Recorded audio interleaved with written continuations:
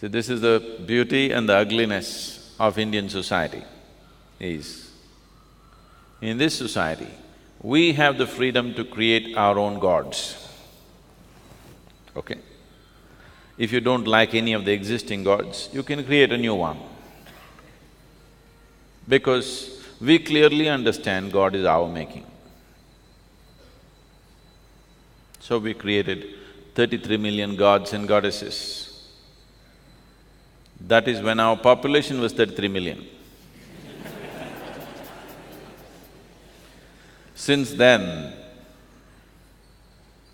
because of Western influences, we've started feeling little ashamed of so many gods and goddesses. Because they said there's only one God, you look suddenly confused. No, don't be confused, create more gods, what's the problem?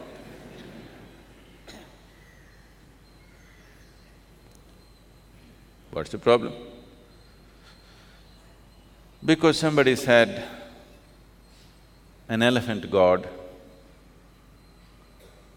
Now you, when you see an elephant, you do this, nice. Somebody told you, cow is a god, you do this, nice.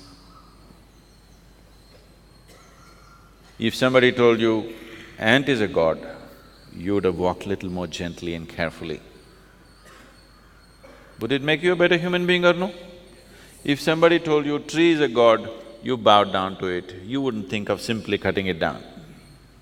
If somebody told you, the person in front of you is God, that's why you did this when you see people, because it doesn't matter this person's body, her mind, her nonsense, it doesn't matter. There is a dimension within her which you bow down to, which makes you behave in a certain way.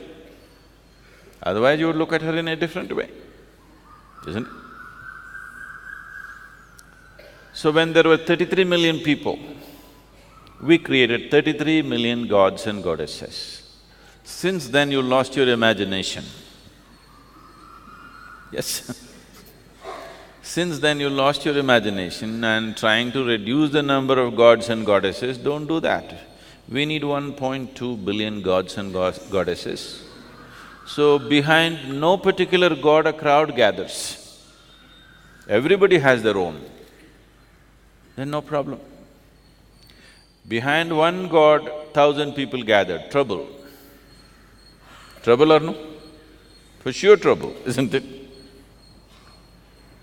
If all of us had our own gods, no fighting. Because we understood that anyway God is our making, let's make it the way we can relate to, you know. If you like a dog, you can have a god dog. You know, just reverse the spelling and it'll happen.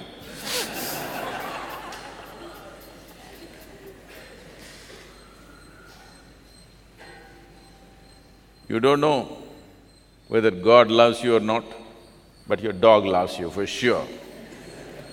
Any doubt? God loves you or not, many times you had doubt.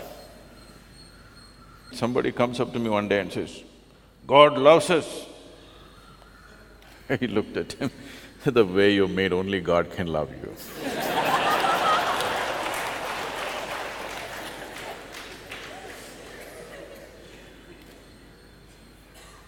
God loves you doesn't mean anything. You create something and He loves you, doesn't mean anything. If you made yourself in such a way, nobody can help loving you, that's something, isn't it?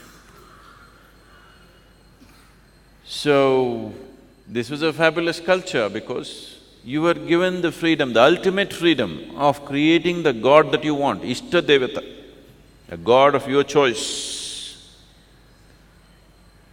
But because people over generations did not understand the significance of the freedom that was offered to them, if you conduct your freedom irresponsibly, freedom becomes the worst thing, isn't it? Yes or no? So today you ended up with 24 gods and goddesses in your house, in your local puja room. If the quantum of fear increases within you, it will multiply into 8 dozens. It's becoming ridiculous. What was fabulous, you turn into ridiculous nonsense. Because not understanding the significance of what it is, and not knowing the accompanying science, the technology of God-making, simply emotionally making up things, it lost its significance and vibrance. We have to put it back because this is ultimate freedom, that you can create God. What more? Everywhere people believes God created them. Here we have always known we made the God the way we want it, the way we can relate to the ultimate, like that we made it up. And we just didn't make it up. We made it into a device which will work for us in different dimensions of our life.